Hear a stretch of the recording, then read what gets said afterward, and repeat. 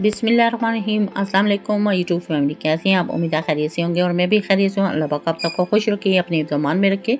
तो आज मैंने बनाए थे करेले गोश्त, जो कि बहुत यमी और ज़बरदस्त बन के तैयार हुए थे। तो चलते हैं अपनी रेसिपी की तरफ। यहाँ पे मेरे पास हाफ़ केजी करेले थे, उनको मैंने बड़ी बड़ी कटिंग कर लिया हुआ था और हाफ़ केजी मेरे पास चिकन था। इसको भी धो के मैंने रेडी किया हुआ था और करेलों पर नमक हल्दी लगा कर ओवरनाइट के लिए मैंने छोड़ दिया हुआ था। इनको मैंने सुबह निकाल के अच्छी तरह से मैश करके मलकर धो लिया था ताकि इनमें कड़वापन ख़त्म हो जाए। तो यहाँ पे मैंने इन्हें धो के ड्राई करके एक बाउल में रख लिया था और दूसरी तरफ मैंने फ्लेम को ऑन कर दिया था। ऊपर पतीली रख दी थी, उसमें मैंने पानी डाल दिया था। पानी गर्म हो चुका था तो इसमें मैंने कटिंग किए हुए करेले ऐड कर दिए। अब मैं इनको बॉयल कर लूँगी। बॉयल करने से ये होगा कि गल भी जाएंगे और इनमें कड़वाहट भी ख़त्म हो जाएगी। तो यहाँ पे मैंने सारे करेले निकाल के स्टेन कर लिए थे, बिल्कुल ये ड्राई हो चुके थे। और दूसरी तरफ मैंने फ्लेम को ऑन कर लिया था, ऊपर पतीली रख दी थी और इसमें 1 कप के करीब मैंने ऑयल ऐड कर दिया था और एक कटिंग किया हुआ मैंने प्याज इसमें ऐड कर दिया था। अब मैं इसे फ्राई कर लूँगी। अच्छी तरह इसे मैंने चम्मच की मदद से ऑयल में मिक्स कर लिया था और गोल्डन करना शुरू कर दिया था। और यहाँ पे मैंने इसे ब्राउन कर लिया था और जब ये ब्राउन हो चुके थे तो जितना मुझे ब्राउन मैंने इनको करना था उतना करने के बाद अब मैं इसे निकाल लूँगी। तो यहाँ पे मैंने इनको निकाल के एक प्लेट में डाल लिया था और जो ऑयल बच चुका था इसमें अब मैं करेले फ्राई कर लूँगी, जो मैंने धो के ड्राई करके रखे हुए थे। यहाँ पे मैंने करेले ऐड कर दिए और इनको भी मैं गोल्डन कर लूँगी। इनको बहुत ज़्यादा काला नहीं करेंगे, लाइट साइड से गोल्डन कर लेंगे ताकि इसमें कड़वापन भी ख़त्म हो जाएगा और ये ज़बरदस्त से फ्राई हो जाएंगे। तो यहाँ पे आप देख सकते हैं इनको मैंने गोल्डन निकाल लिया था करके एक प्लेट में। तो यहाँ पे प्याज भी हमारे गोल्डन हो चुके हैं और करेले भी हमारे गोल्डन होकर रेडी हो चुके हैं।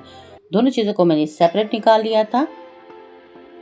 दूसरी बार मैंने फ्लेम को ऑन कर लिया था और जिस ऑयल में मैंने दोनों चीज़ें फ्राई की थी, प्याज और करेले, उसमें मैंने 3 अदद लाल मिर्ची ऐड कर दी थी और एक चॉप किया हुआ प्याज ऐड कर दिया था। प्याज ऐड करने के बाद इसे भी मैं ब्राउन कर लूँगी ताकि प्याज में जो कच्चापन है वो ख़त्म हो जाए। जितना मुझे चाहिए उतना ही मैं इसको ब्राउन करके रेडी कर लूँगी।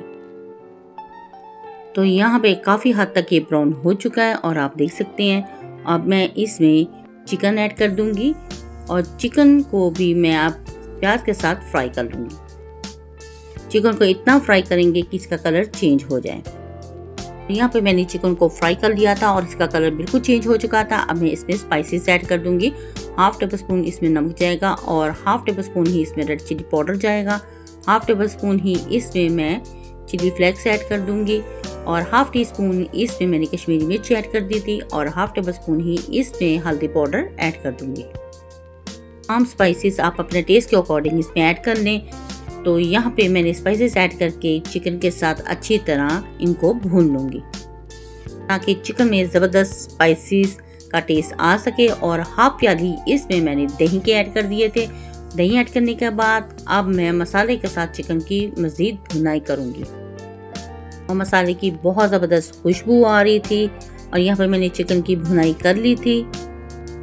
अब मैं इसमें टमाटर की पेस्ट ऐड कर दूंगी। इसमें 3 अदद टमाटर थे, 3 से 4 पीसेस लहसुन के थे, अदरक था और 2 से 3 अदद सब्ज़ मिर्चें थी। तमाम चीज़ों की मैंने पेस्ट बनाकर रखी हुई थी, वो मैंने इसमें ऐड कर दी और पेस्ट ऐड करने के बाद अब मैं चिकन की ज़बरदस्त भुनाई कर लूँगी। और यहाँ पे थोड़ी देर मैंने ढक्कन दे के इसे स्टीम पे छोड़ दिया था और जब ढक्कन हटाया तो काफ़ी हद तक पानी ड्राई हो चुका था और मसाला और चिकन काफ़ी हद तक रेडी हो चुका था और मज़ीद इसकी मैंने भुनाई कर ली थी। जब इसने ऑयल छोड़ना शुरू कर दिया था तब मैंने इसमें करेले ऐड कर दिए थे। तो यहाँ पे ये चिकन बन के तैयार हो चुका था और फ्राई किए हुए करेले मैंने इसमें ऐड कर दिए। करेले डालने के बाद थोड़ी सी इसकी मैं भुनाई कर लूँगी और अच्छे तरीके से चिकन के साथ करेलों को मिक्स कर लूँगी। और यहाँ पे मैंने इसको मिक्स कर लिया था और थोड़ा सा इसमें मैंने पानी ऐड कर दिया था। पानी ऐड करने के बाद चम्मच की मदद से मैंने इसे मिक्स कर लिया था और फिर इसे ढक्कन दे के 15 मिनट के लिए मैंने स्टीम पे छोड़ दिया था ताकि करेले गल के रेडी हो जाए और चिकन भी गल जाए। 15 मिनट के बाद जब मैंने ढक्कन हटाया तो यहाँ पे आप देख सकते हैं ज़बरदस्त सा चिकन करेले का मसाला बन के परफेक्ट रेडी हो चुका है और करेले भी गल चुके थे और फ्राई किया हुआ प्याज एंड में मैंने इसमें ऐड कर दिया।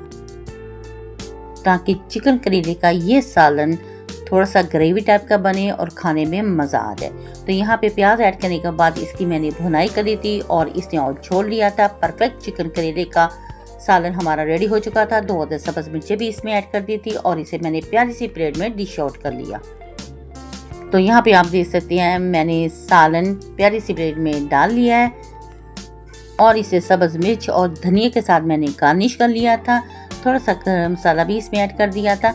अगर आपको मेरी ये वीडियो पसंद आए तो प्लीज़ मेरी वीडियो को लाइक शेयर और सब्सक्राइब ज़रूर करें। बेल आइकन के बटन को ज़रूर प्रेस किया करें ताकि आने वाली नोटिफिकेशन सबसे पहले आप तक पहुंच सके और आपके प्यारे प्यारे कमेंट्स मिलते रहते हैं, जिसके लिए थैंक यू सो मच। मेरी वीडियो को फुल वॉच करने के लिए, लाइक करने के लिए और शेयर करने के लिए।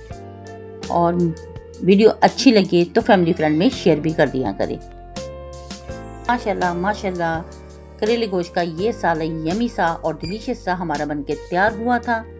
जायके से भरपूर और खुशबूदार चिकन करेले का ये सालन यमी सा बनके तैयार हुआ था। आप इसको नान के साथ या पराठे के साथ भी सहरी में ले सकते हैं। तो इसको बनाएं और ट्राई ज़रूर करें। अपने बच्चों अपनी फैमिली के साथ करें एंजॉय और अपनी बहन को रखें दुआओं में याद। तो नेक्स्ट वीडियो तक दे इजाज़त।